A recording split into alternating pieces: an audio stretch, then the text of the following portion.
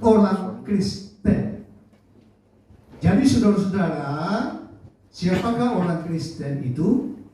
Orang Kristen adalah yang percaya, yang mengikut Yesus sebagai Tuhan dan Juru Selamat di dalam hidupnya. Karena orang Kristen artinya pengikut Kristus, mengikut Tuhan Yesus Kristus. Berarti saudara dan saya, kita semua yang ada siang ini, kita semua adalah pengikut Kristus. Pengikut Tuhan Yesus Kristus, karena kita percaya dan yakin bahwa di dalam Yesus ada jaminan yang pasti. Hanya di dalam Tuhan Yesus Kristus saja ada keselamatan. Di luar tidak ada. Dan kita belajar di dalam Alkitab, dari buku Kejadian sampai Wahyu, tokoh-tokoh dulu yang begitu top, hebat, terkenal dan luar biasa, tidak pernah berkata, percayalah aku nanti kamu selamat. Dan kita baca dalam Alkitab, hanya Yesus saja satu tokoh yang sentral yang pernah berkata bahwa percaya sama dia jaminan keselamatan. Selamat di dunia sampai selamat sampai masuk surga, senang sampai selama-lamanya. Oleh sebab itu, kita orang Kristen hidup di dalam dunia ini ada aturannya. Tidak bisa hidup semau gue, sesuka hati kita, menurut selera kita. Mungkin kita katakan apa yang kita mau kerjakan itu mungkin baik, tapi mungkin di hadapan Tuhan itu tidak baik, tidak berkenan. Berarti yang Tuhan mau, kita harus hidup sesuai menurut kehendak daripada Tuhan. Dan untuk mengikuti kehendak dari firman Tuhan, itu tertulis di garis di dalam firman Tuhan ini. Kitab suci kita yang bernama Alkitab. Hidup orang Kristen. Ya. Saudara-saudara, kita sudah mengerti bahwa jadi kehidupan kita ini harus sesuai dengan maunya Tuhan, kehendaknya Tuhan. Dan kalau sudah itu, ada hal-hal yang Tuhan mau mengajar kepada saudara dan saya, memberikan nasihat kepada saudara lewat ayat mas yang kita pelajari pada siang ini, lewat seorang hamba Tuhan, rasul yang cukup terkenal, yaitu Rasul Petrus. Ya, menuliskan kepada kita orang Kristen yang percaya kepada Tuhan bahwa hidup orang Kristen di dalam dunia ini, perhatikan baik-baik. Satu, bahwa kesudahan segala sesuatu sudah dekat. Dari ayat ini saya akan sebenarnya 4 khotbah ya. Kesudahan segala sesuatu sudah dekat. Karena itu kuasailah dirimu. 3, jadilah tenang. 4, supaya kamu dapat berdoa. Jadi saat ini kita belajar kesudahan segala sesuatu sudah dekat.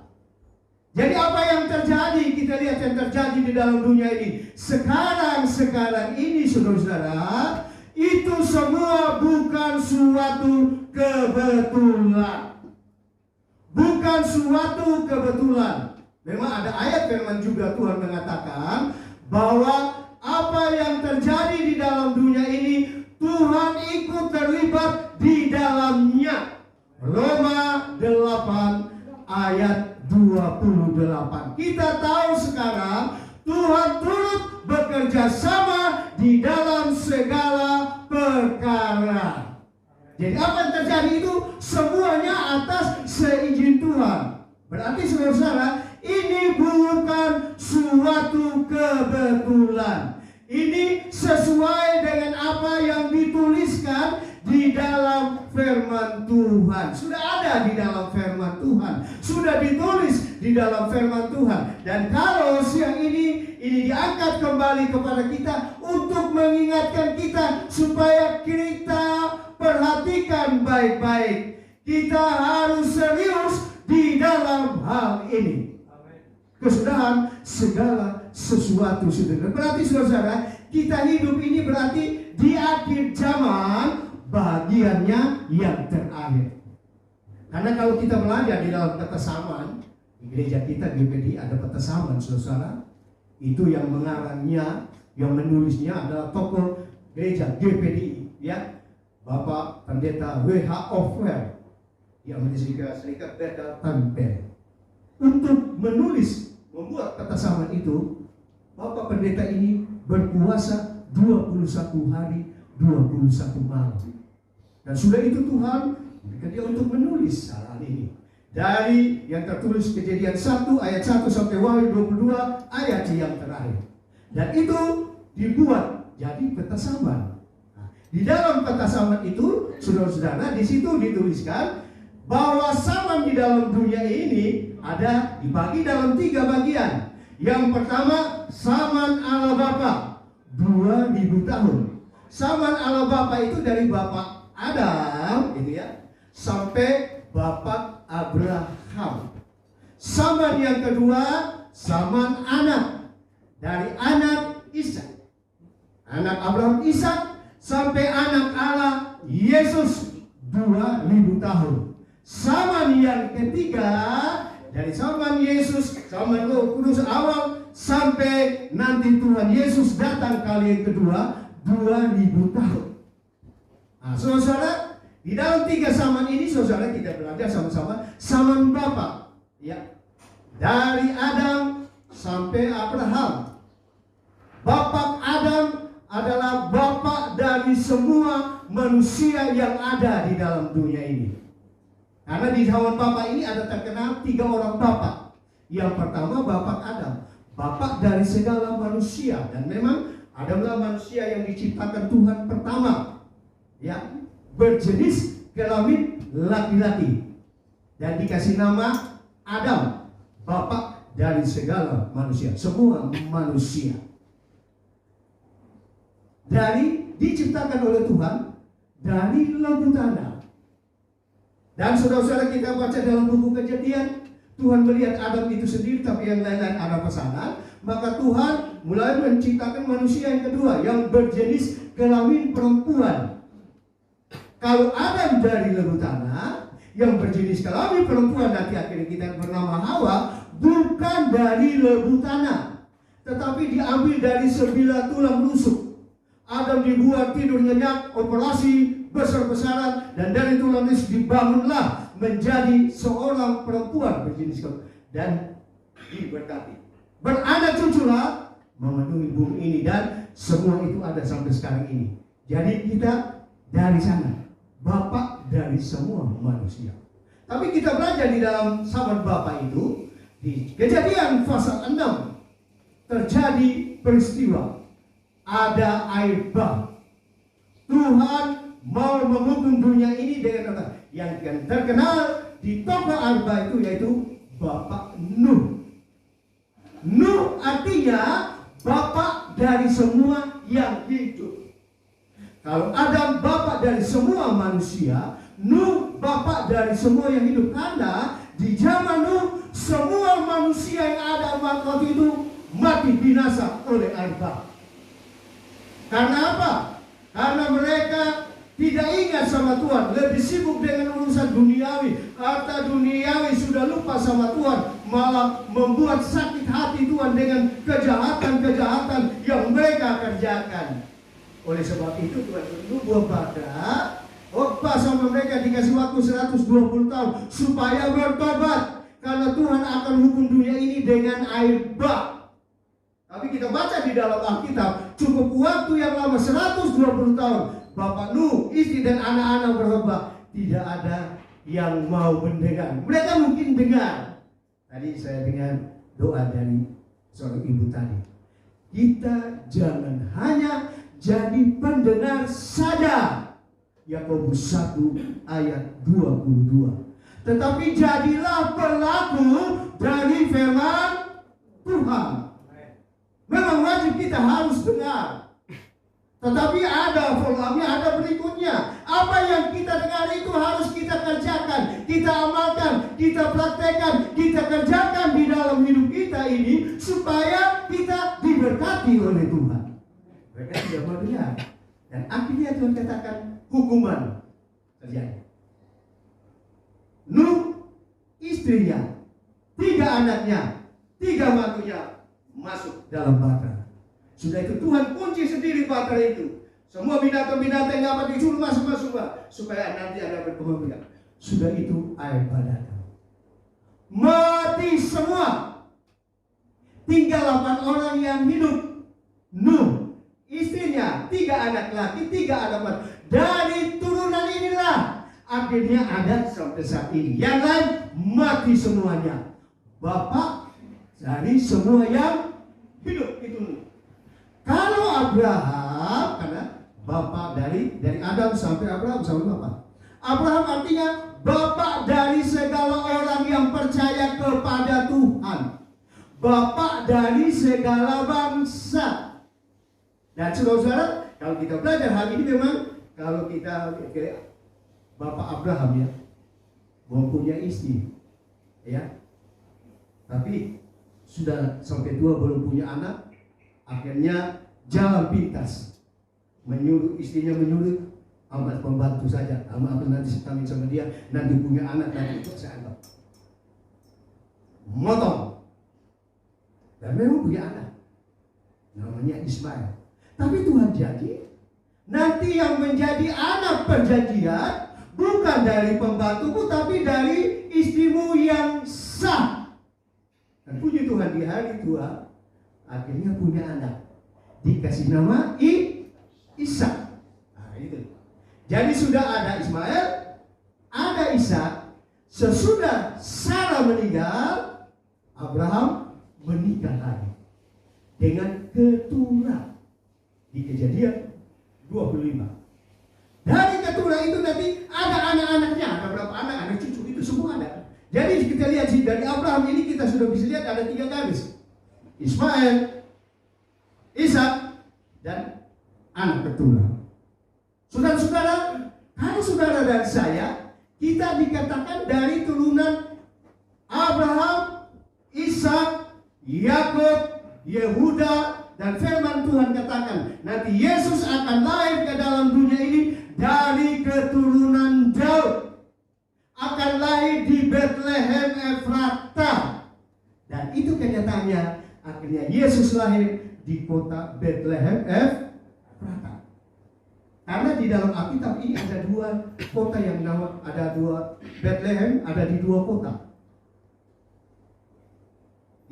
Abraham mempunyai 13, Yakub mempunyai 13 orang anak. Yang Dina dikesampingkan tinggal 12 anak laki. Dari 12 anak laki ini, Yakub ini, saudara-saudara, ada yang nama Sebulon. Sebulon ini punya daerah karena nanti dibagi-bagi melewat Uri. Di daerah Sebulon ini ada kota juga yang namanya Bethlehem. Tetapi Yesus bukan lahir dari keturunan Sebulon. Yesus lahir dari keturunan Yehuda. Nanti Yehuda punya anak, nanti ada sampai di Isai punya anak-anak, dan adanya anak di dalam yaitu Daud, tinggalnya di kota Bethlehem Efrata. Dan Yesus lahir di sana. Dan saudara-saudara, kita orang yang percaya kepada Tuhan ini, saudara, diambil kita garis Abraham, Ishak, Yakub, Yehuda, dan sampai segini. Sekarang kita kan percaya Yesus. Kita dari jalur ini.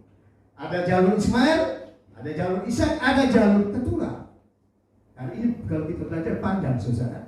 Di buku Kejadian 25 dikatakan waktu pembagian warisan dari Bapak Ishak kepada anak-anaknya, warisan itu hanya diberikan kepada Ishak.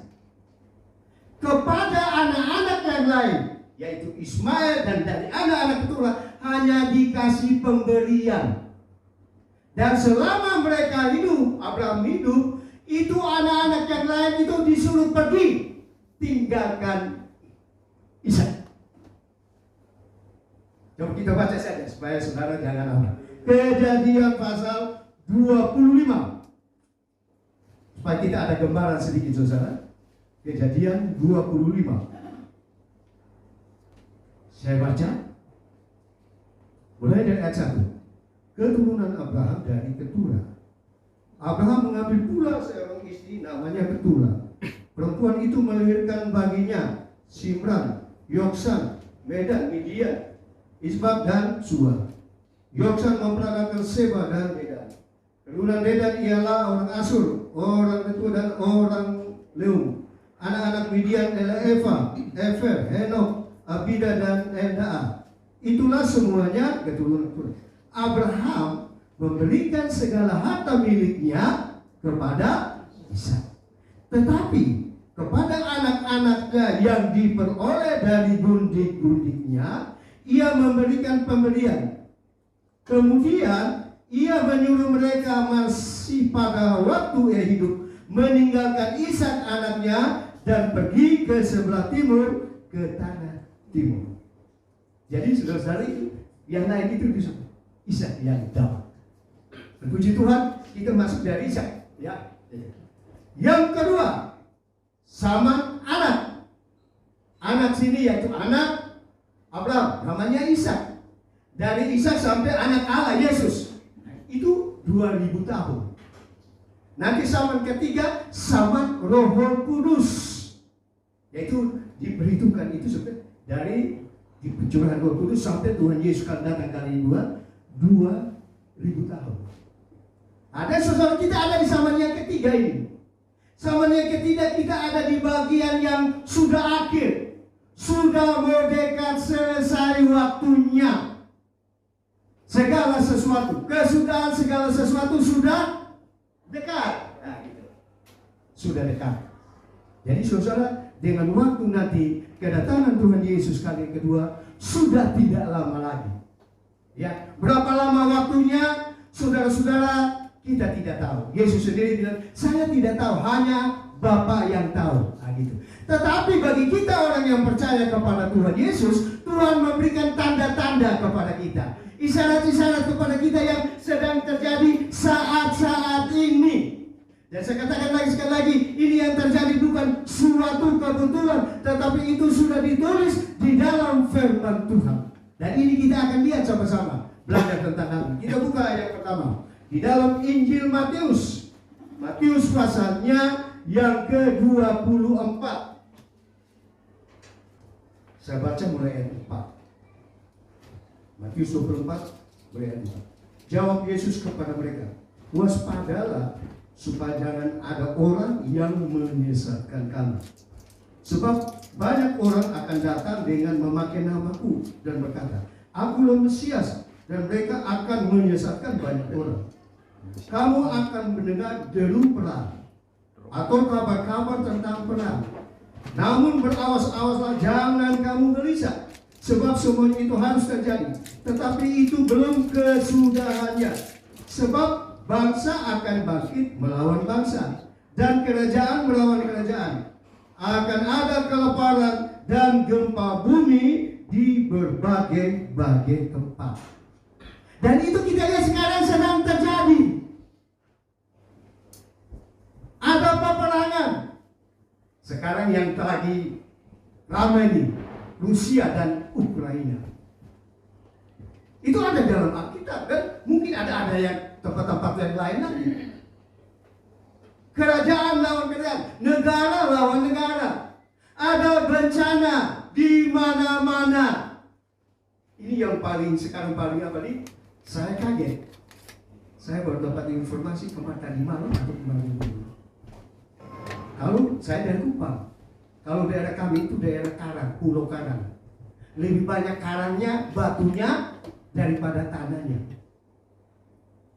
Berarti saudara-saudara, kalau tanah di sana agak beda kita di Jawa. Di Jawa ini banyak tanahnya. Jadi kalau hujan agak banyak, saudara-saudara, itu bisa jadi longsor dan macam-macam sebagainya.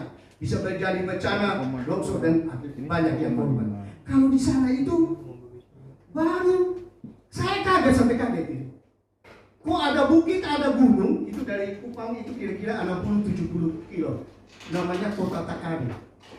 Ada GPD di sana, ada hamba Tuhan, anggota MD di sana. Gereja besar. Sudah dibilang ada gunung, bukit. Tahu kalau hujan lebat sekali itu bukit bisa jalan. tempatnya dia datang, dia tutup jalan antara Kupang ke Dili, dia tutup.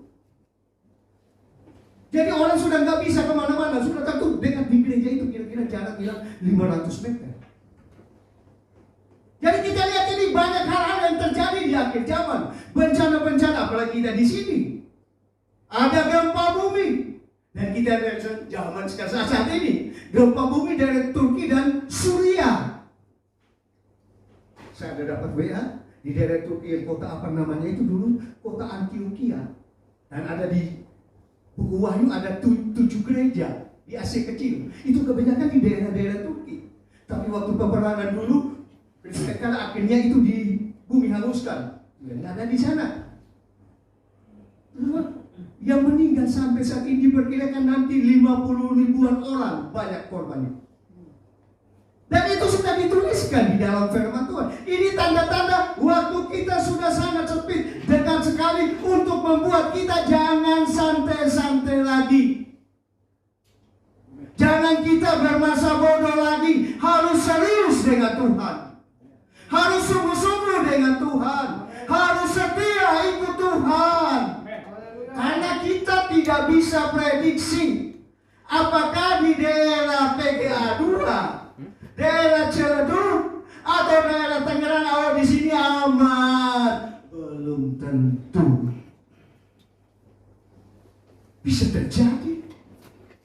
Karena dulu ini daerah bebas banjir bilangnya. Di daerah bebas banjir. Dan itu memang betul. Kalau zaman sekarang bukan bebas banjir, itu bebas banjir datang.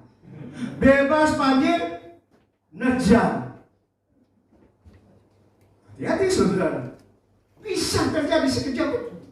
Ini yang kaget lagi ini. Minggu lalu ini ada rapat MP, Majelis Pusat dan MPR. Majelis Pertimbangan rapat di Hotel Merkuri. Dari semua anggota MPR Partai seluruh Indonesia dulu datang rapat di sana. Saudara kemarin dulu 2 atau 3 hari lalu lagi rapat. Tahu-tahu mungkin ada perdebatan. Ada seorang hamba Tuhan dari Papua tiba-tiba jatuh mati. Anggota Majelis Pusat Departemen Pendidikan. Jadi kita tidak tahu saudara yang ada di sekeliling kita. Oleh sebab itu kita selalu siap dan standby. Kalau saat kita dipanggil, kita ada, kita siap. Itu bisa terjadi saudara-saudara. Tapi tidak usah kita takut. Gitu ya. Karena kita punya Tuhan Yesus. Asal kalau kita ada di dalam Tuhan, dalam harus terjadi apapun, kita percaya, kita pasti kalau terjadi sama kita masuk surga. Sampai-sampai. Lain kalau kita lagi santai-santai, lagi sibuk dengan urusan kita, sampai kita lupa sama Tuhan, tidak mencari sama Tuhan, tidak setia kepada Tuhan, lantas kena sama kita. Kita tanya, itu kadang-kadang, kira-kira kalau kamu mati sekarang, apa nggak? Aduh, nggak bisa jalan. Soalnya dia, aduh, saya belum begini, saya belum begini.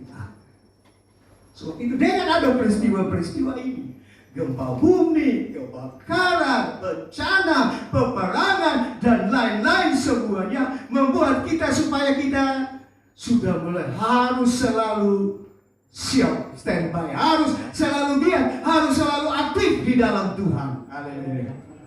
Ini yang pertama, keadaan, kejadian yang terjadi di sekeliling, bencana dan lain-lain. Dan kita akan lihat, kita baca belajar dari firman Tuhan. Apalagi yang akan terjadi, kesudahan segala sesuatu sudah dekat, waktu sudah sangat pendek, dan banyak hal-hal yang akan terjadi digariskan di dalam firman Tuhan. 2 Timotius pasalnya yang ketiga. 2 Timotius 3 ayatnya yang pertama saya baca itu saja karena terlalu panjang nanti waktu karena ada penyerahan anak. 2 Timotius 3 saya baca ayat pertama. Keadaan manusia pada akhir zaman. Ketahuilah bahwa pada hari-hari terakhir akan datang masa yang sukar. Ini sudah ditulis di dalam firman Tuhan. Tadi yang pertama, kesudahan segala sesuatu. Nanti akan terjadi begini-begini dan kita lihat sekarang sedang terjadi. Dan dituliskan di akhir zaman nanti datang masa yang sukar. Jadi tambah hari, saudara-saudara, bukan tambah baik. Kesukaran-kesukaran itu akan bertambah-tambah. Nanti sampai kepada kesempurnaan. Jadi segala sesuatu yang terjadi sampai sempurna. Kesukaran. Kita lihat, saudara-saudara, khususnya di negara kita Indonesia ini, ya, sampai pemerintah, Bapak Presiden harus pergi ke sana, pergi ke sini, ngontrol begini, karena dengar ada berita begini, saudara. Dengan kesukaran. Kalau kita baca dia punya ayat-ayat berikutnya, saudara-saudara, nanti orang beginilah, akan beginilah, nanti beginilah, nanti beginilah, nanti beginilah, nanti beginilah. Itu semua ada di dalam firman Tuhan. Nah, bagaimana dengan saudara dan saya, kita sebagai anak Tuhan? Kalau kita diperhadapkan dengan situasi yang seperti demikian, kesukaran-kesukaran akan datang. Kita harus hadapi juga. Jangan pikirkan saya orang Kristen pasti tidak akan mengalami hal itu. Tidak. Karena kita masih tinggal di dunia ini. Jadi apa yang terjadi di dalam dunia ini, kita orang Kristen, anak-anak Tuhan juga mengalami hal itu. Akan mengalami hal itu. Lain nanti kalau kita sudah mati. Nanti sudah mati masuk surga aman. Tidak ada susah, tidak ada sakit, tidak pikir ini, pikir itu, pikir ini, semua aman. Tapi selagi kita masih hidup di dalam dunia, kita juga akan mengalami hal-hal ini. Kesukaran, ujian, percobaan, masalah-masalah di dalam hidup ini. Tapi bagi kita sebagai anak Tuhan, kalau Tuhan izinkan itu terjadi di dalam hidup kita, ada solusi, ada jalan keluar yang diberikan kepada kita. Bagaimana mengatasinya? Coba kita lihat 1 Korintus pasalnya yang ke-10. 1 Korintus pasal 1 Korintus 10 ayat 13. Pencobaan-pencobaan yang kamu alami ialah pencobaan-pencobaan biasa yang tidak melebihi kekuatan manusia. Sebab Allah setia, dan karena itu Ia tidak akan membiarkan kamu dicobai melampaui kekuatanmu. Pada waktu kamu dicobai, Ia akan memberikan kepadamu jalan keluar, sehingga kamu dapat menanggungnya. Lihat, ada kesukaran, kesulitan, ada ujian, ada percobaan, ada masalah, dan lain-lain sebagainya. Firman Tuhan, anggaplah itu hal-hal percobaan yang biasa saja. Jangan kita sampai berlebihan, lantas kita adakan persemutan, menghujat Tuhan. Kenapa Tuhanku? Saya ini aktif, saya aktivis, saya rajin gereja, setia. Apabila firman Tuhan bilang kok saya lakukan, saya kerjakan, itu semua di dalam hidup. Tapi kok kenapa saya bisa mengalami hal ini? Dia baru habis satu, datang lagi satu, kesukaran, ujian, percobaan, masalah. Saudara-saudara, itu percobaan biasa. Dia tidak memberikan itu melebihi kekuatan kemampuan kita. Tuhan tahu batas kemampuan kita. Kalau kita mengalami itu, Dia akan memberikan kepada kita solusi, jalan keluar, bagaimana kamu mengatasinya. Dan puji Tuhan, sudah itu baru puji Tuhan. Tuhan izinkan ini, maksudnya ada maksud Tuhan, rencana Tuhan untuk hidup saya. Jadi jangan sampai ada persumutan, sampai mempersalahkan Tuhan. Ya, Tuhan tidak pernah salah. Dia selalu benar dan tetap benar, benar dan benar sampai selama-lamanya. Kita ikut contoh, ada contoh di dalam firman Tuhan, Bapak Ayub. Itu kalau kita baca dia punya cerita dari awal-awal, Tuhan bilang jempol. Kita suka kasih jempol sama orang kalau dia hebat. Tapi kadang-kadang saudara, kalau ada orang begitu sama kita jempol, hati-hati. Jangan sampai itu jebakan sama kita. Kadang-kadang sudah itu begini, dijeblokin. Tapi kalau Tuhan yang jempolin, itu dasar, itu luar biasa. Penglihatan yang kita, oh terima kasih Tuhan. Tuhan menghargai, menghormati, sampai memberikan jempol buat apa-apa yang sudah dikerjakan. Ayo kerjakan. Tetapi saudara-saudara, kita lihat, kita baca di dalam firman, kesukaran itu mulai datang. Orang kaya raya di kota itu habis semua harta kekayaan yang dia sudah kumpul berpuluh-puluh tahun. Orang dipandang dia karena kaya raya. Banyak uang, abang sayang. Tidak ada uang, abang mati konyol. Iya kan begitu. Banyak kawannya, banyak sahabatnya. Sudah ada, nggak ada, bye, goodbye. Tapi saudara-saudara, kita lihat cerita Bapak Ayub. Ada dua tokoh, ada bapak, ada ibu. Kalau Bapak Ayub, ya, saya datang ke dalam dunia ini, saya telanjang. Lantas saya mati, saya pulang, yang gak bawa apa-apa, terpujilah nama Tuhan. Dia tahu ada maksud dan rencana Tuhan di dalam kesukaran dia alami ini. Dia bersyukur kepada Tuhan, dia memuji Tuhan karena belajar dalam firman Tuhan. Mengucap syukurlah di dalam segala perkara, karena itu yang dikehendaki Allah di dalam kita, dalam Yesus Kristus Tuhan kita. Harus bersyukur. Itu ada maksud Tuhan, supaya sesudah peristiwa ini kita diangkat naik kelas. Kita lulus, kita menang, kita diberkati Tuhan dengan berkat yang berlipat-lipat kali ganda.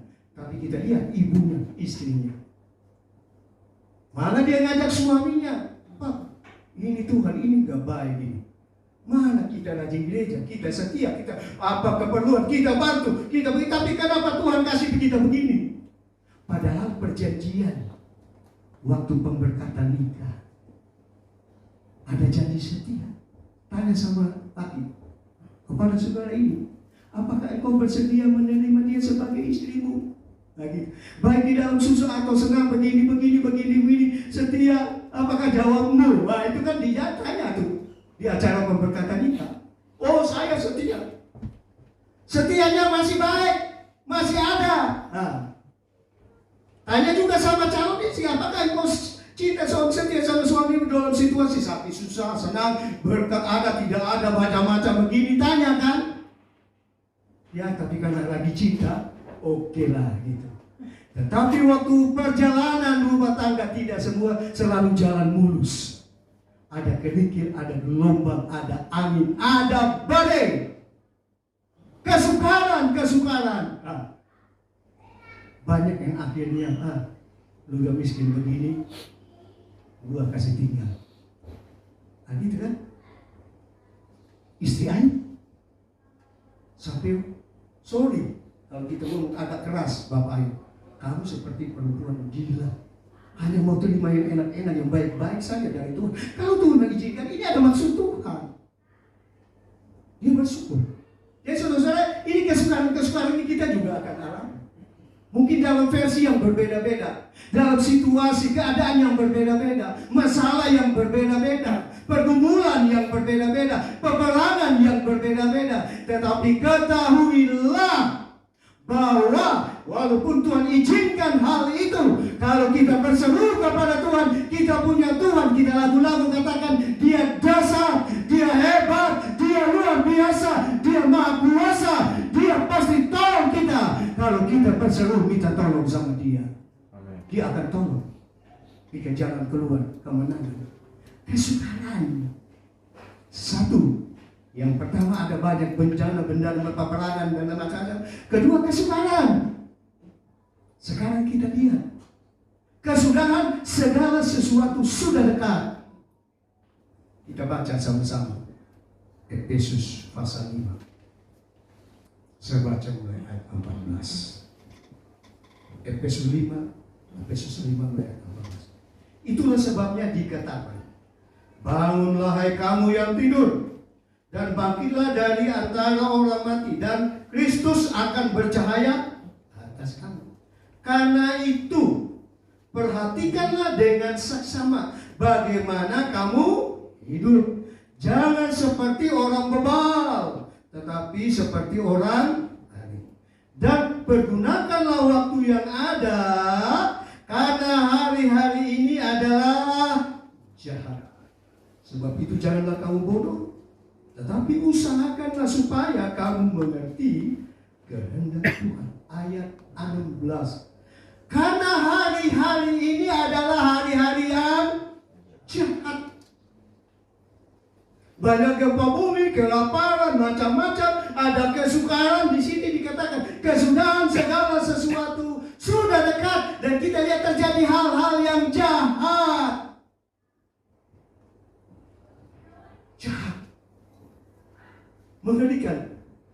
Kalau saya ikut di televisi itu, sekarang kejahatan ini, saudara, bukan hanya orang tua yang buat itu, anak-anak sekarang. Itu kalau kita lihat itu di TV itu, siaran-siaran itu, anak-anak kecil, anak-anak masih umur SD, 7-8 tahun, 12 tahun. Bukan di kota saja, sampai di pedalaman. Kejahatan itu ada ditulis di dalam firman Tuhan. Hati-hati, jangan sampai kita terlibat. Kan banyak cerita lagi ini kan, bapak kita sekarang akhirnya kena hukuman mati. Itu orang Kristen. Yang baru-baru itu peristiwa itu orang apa tuh? Agama apa? Kristen. Yang harusnya menjadi contoh, menjadi teladan. Orang bilang orang Kristen itu baik-baik, orang bilang, tapi kita lihat terjadi. Ini sampai, waduh, cukup memabukkan Indonesia dan sampai di dunia. Kejahatan. Dan kejahatan ini, saudara-saudara, aduh, mengerikan. Oleh sebab itu Tuhan tolong saudara dan saya, supaya Tuhan lindungi dan jaga kita, menjauhkan kita dari hal-hal yang jahat yang Tuhan tidak inginkan. Wahyu 22 ayatnya yang ke-11. Wahyu 22 ayat 11. Barang siapa yang berbuat jahat, biarlah ia terus berbuat jahat. Barang siapa yang cemar, biarlah ia terus cemar. Dan barang siapa yang benar, biarlah ia terus berbuat kebenaran. Barang siapa yang kudus, biarlah ia terus meluruskan dirinya. Firman Tuhan ditulis di Wahyu, buku yang terakhir. Bahwa memang saudara-saudara, itu nanti semua akan sampai ke puncak kesempurnaan. Kejahatan akan sampai ke puncaknya. Piramida dari bawah naik sampai kejahatan sampai. Kecemaran juga akan naik sampai puncak yang sempurna. Berbeda kesempurnaan. Kenapa saudara kita lihat kejahatan sekarang ini? Kalau dulu itu baru yang mudah-mudah, tapi sekarang ini dengan ada peralatan yang canggih-canggih, sekarang dunia ini peralatan makin canggih.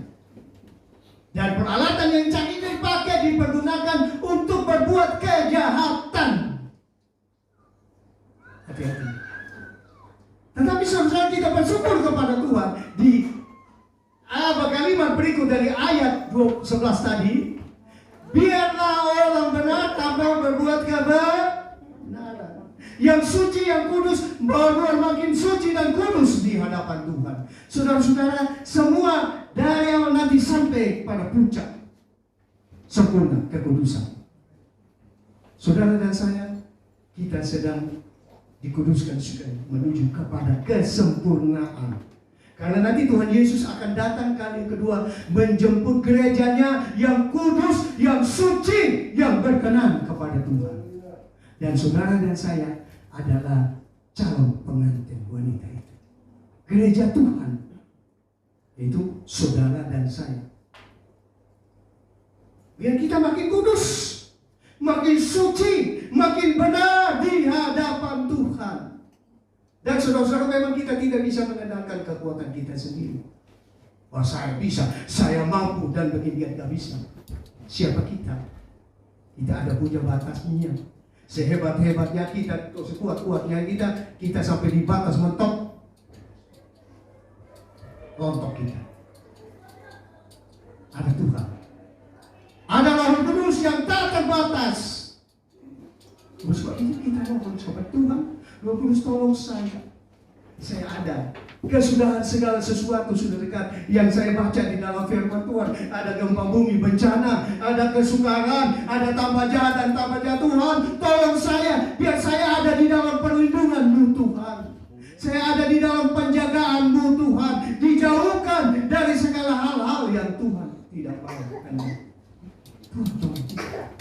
Roh Kudus dong. So itu bisa begini, biar kita selalu ada di dalam rumah Tuhan. Setia beribadah sama Tuhan. Selalu, karena nanti di sini ada nasihat-nasihat yang firman Tuhan yang selalu mengingatkan kita. Iya kan? Minta maaf kalau umpama agak keras, ya. Firman Tuhan ini agak sedikit apa? Saya percaya ini bukan kebetulan juga saya. Ada maksud Tuhan. Mungkin di sini Bapak Gembala di sini sudah khotbah ayat ini. Saudara mungkin pernah dengar di mana-mana. Ini ayat mungkin sudah diangkat sama saudara. Saya percaya kalau ini firman Tuhan diangkat, ada maksud Tuhan yang indah dalam saudara dan saya. Untuk kita dikasih ingat, dikasih tahu terus menerus. Mungkin saya sudah pernah berkata sama saudara, kita punya kitab suci ini, nama Alkitab, ya. Terdiri dari 2 perjanjian. Perjanjian lama 39 buku. Perjanjian baru 27 buku. Dan saudara-saudara, dalam perjanjian lama, bagian awal ada 5 kitab Taurat, 5 kitab Musa. Kitab-kitab itu yaitu kitab Kejadian, Keluaran, Imamat, dan Bilangan keempat. Yang kedua, kitab apa? Ulangan. Kata ulangan ini sudah ada tambahan akhiran. Kata dasarnya ulang. Ulang, tambahan, jadi ulangan. Ulangan ini artinya disampaikan kepada kita bukan 1 kali kasih ingat sama kita. Bukan 2 kali, bukan 3 kali, bukan 5 kali, bukan 10 kali, 20 kali, 100 kali, 1000 kali. Tapi selama kita masih hidup di dalam dunia ini, firman Tuhan selalu datang ingatkan sama kita. Hai anakku, ingatlah akan firman Tuhan. Dikasih tahu. Dikasih tahu terus, dikasih tahu karena Tuhan cinta sama kita. Tuhan mengasihi kita supaya jangan sampai kita terjerumus. Oleh sebab itu, biarlah kita seberapa. Dan kalau dikasih tahu ini, saudara pikir, wah itu pendeta, bagaimana dia? Firman Tuhan itu pedang yang bermata 2. Untuk sana, untuk sini. Untuk saudara dan firman Tuhan juga untuk saya. Saya bukan hidup di awal-awal, di awal atmosfer. Saya hidup di dunia ini. Jadi saya juga mengalami hal-hal ini. Untuk mengingatkan saya juga, hati-hati kita. Kesudahan segala sesuatu sudah dekat. Mari kita mempersiapkan diri. Kita giat, kita aktif, sungguh-sungguh dengan Tuhan. Kita maju bersama dengan Tuhan. Bersama Roh Kudus. Kita menjalani hidup ini. Dan kita kalau bersama dengan Tuhan, kita akan mengalami kemenangan demi kemenangan. Kita akan mengalami pertolongan demi pertolongan. Kita akan mengalami berkat-berkat Tuhan yang akan dicurahkan di dalam kehidupan kita. Biarlah sedikit dari renungan kebenaran firman Tuhan. Jadi Allah Roh Kudus menolong kita, memberkati kita dengan firman Tuhan. Mari saja kita berdiri semua.